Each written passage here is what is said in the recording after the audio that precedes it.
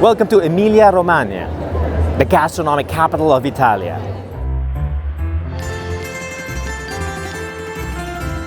In this series, we'll travel across the historic towns of Emilia-Romagna to find out why food-obsessed Italians from all over the country come here just to eat. We'll start our journey in the markets and trattorias of the regional capital, Bologna, and follow the food trail to the farms and tables of Parma and Modena, where Italy's most prized ingredients are made and its most cherished recipes are enjoyed the traditional way. So join us, I'm David Celdran in Bologna, and this is Executive Class.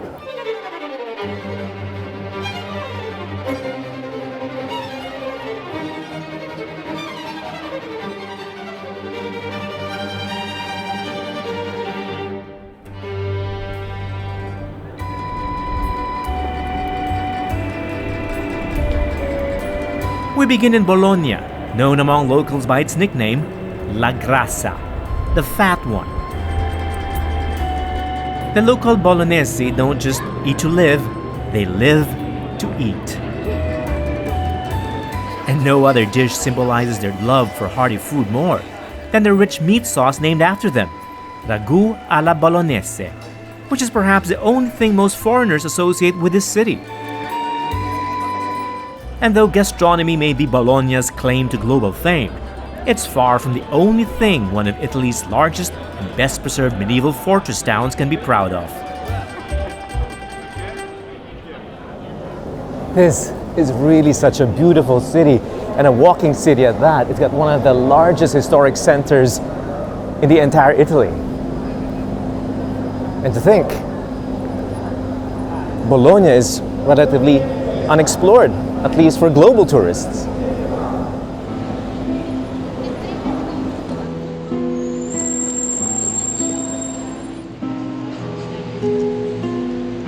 Aside from La Grassa, the fat one, Bologna also goes by another moniker, La Rossa, the red one.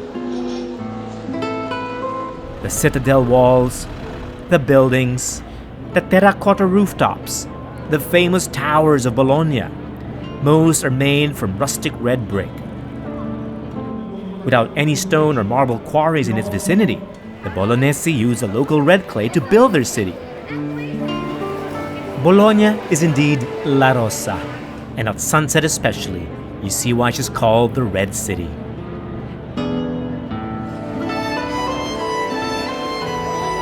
At its height in the 14th century, Bologna was one of Europe's wealthiest and most populated cities, with architecture that counts among the grandest in Italy.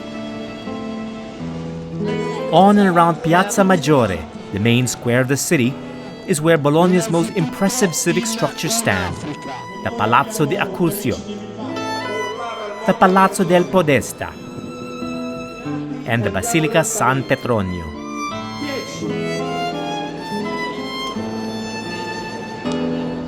One other architectural feature that stands out, literally, are the towers of the city. Like a medieval Manhattan, there were over 100 of these defensive skyscrapers in the 14th century, though only 20 are left standing today. Bologna's most iconic, Le Due Torri, is a sight to marvel at, and if you look closely, the two towers lean precariously. Breathtaking, even if they're a threat to public safety. But of all Bologna's architectural gems, its porticos, covered walkways, are my favorite. I really love these porticos. It's one of the defining features of the cityscape of Bologna. And there's more than 40 kilometers of porticos throughout the city, which means it's almost like a marathon run.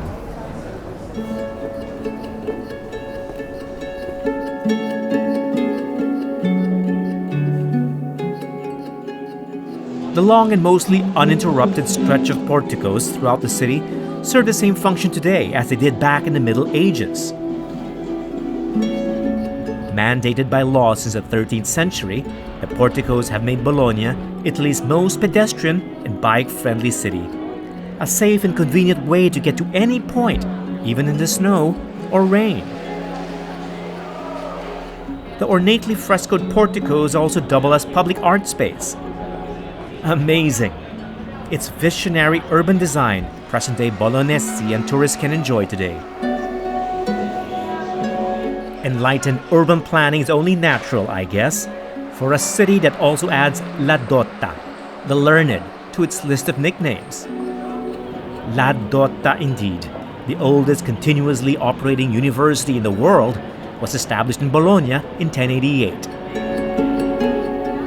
The Alma Mater Studorium, Bologna University's Latin name, boasts an illustrious roster of alumni like Dante, Petrarch, Erasmus, Copernicus, and Marconi, who is a local hero.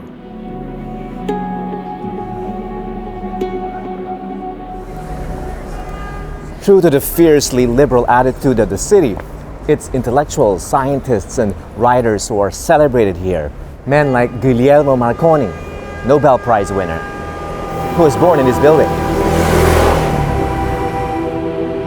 Like any city in Catholic Italy, there are churches on almost every corner. Though don't be fooled by their large number, Bologna is thoroughly secular. This church may not be the most spectacular in Bologna, but it's probably the most representative of the city's secular spirit. Instead of holy relics and saints, enshrined here are university professors. In fact, you'll see them entombed in the sarcophagi in front of the church.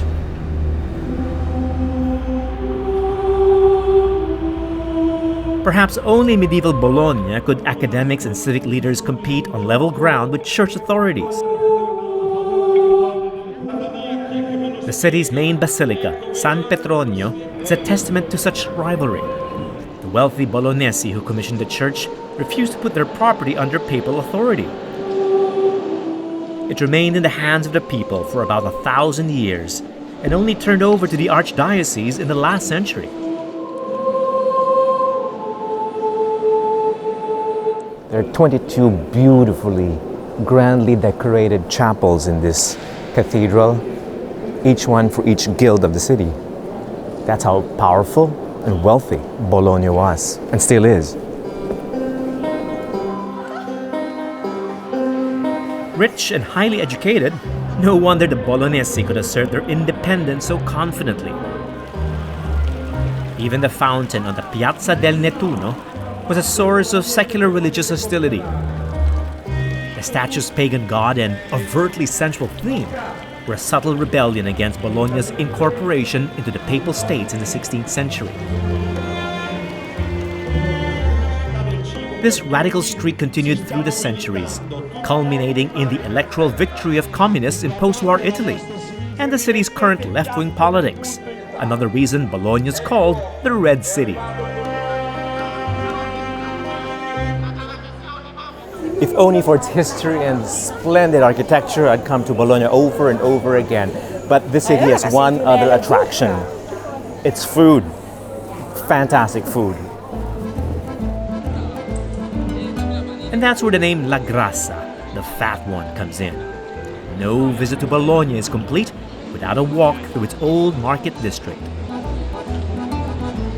The area is lined with stalls selling local ingredients, like the region's 3 prized peas, prosciutto di Parma, Parmigiano Reggiano, and pasta, deep yellow because of the amount of eggs in it. Imagine that, they've been making handmade pasta for 150 years.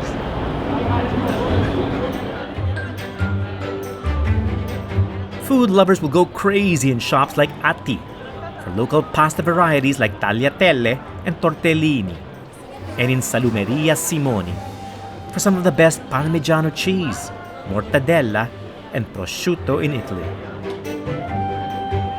I just love watching the locals eat. Few cities I've been to in Italy take food as seriously. So, don't you dare leave the fat one without having a local meal. I'm having my first taste of Bologna at the Mercato delle Erbe, a century-old covered farmers market in the historic heart of the city. The streets around the market fill up with young foodies, many of whom start the night with aperitivo before moving to the Mercato's popular food court for dinner.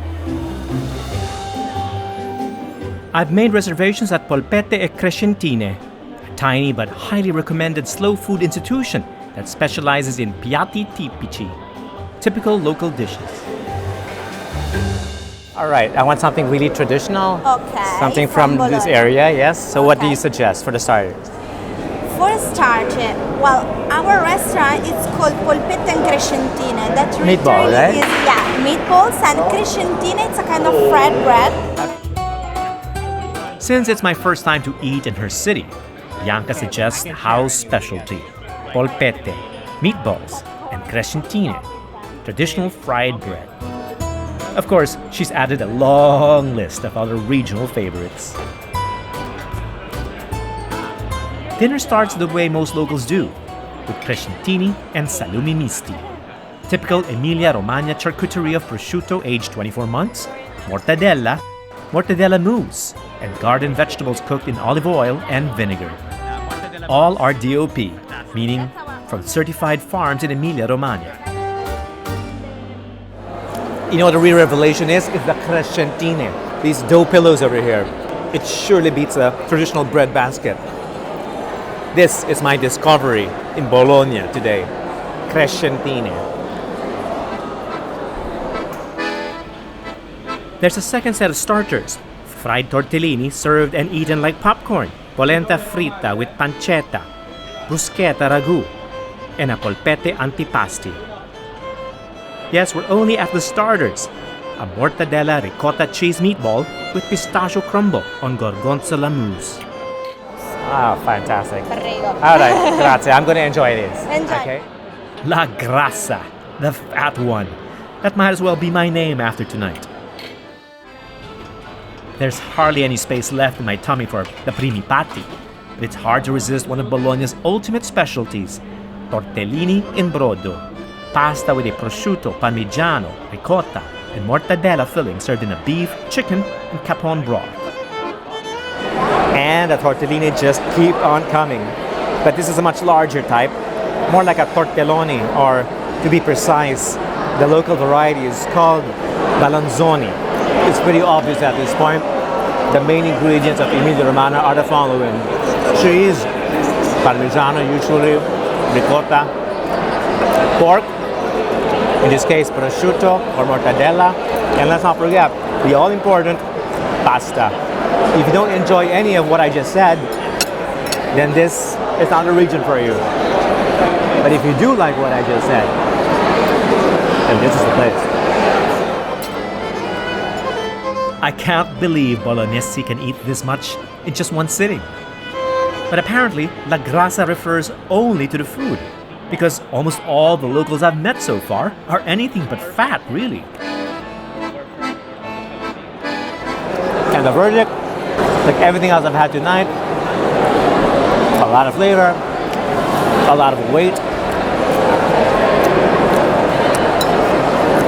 Really, really tasty. But I think I've had enough for one night.